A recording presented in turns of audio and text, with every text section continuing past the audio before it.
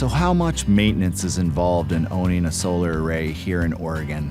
What is the homeowner going to have to do as time goes on to maintain their system and make sure it's operating correctly?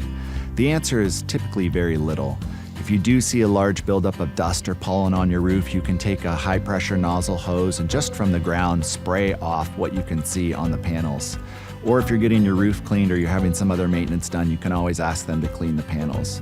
When you are cleaning solar panels, it's important to not use anything abrasive on the glass. In many cases, the glass that's covering those solar cells is almost as important as the solar cells beneath it. It's maximizing the amount of light that's getting through to the cells to produce the energy, so you want to be careful that you're not scratching that glass during cleaning. The general rule of thumb is use a lot of water, a little bit of soap, mild detergent or mild soap, but use a lot of water as you're washing them off and use something soft to clean those panels.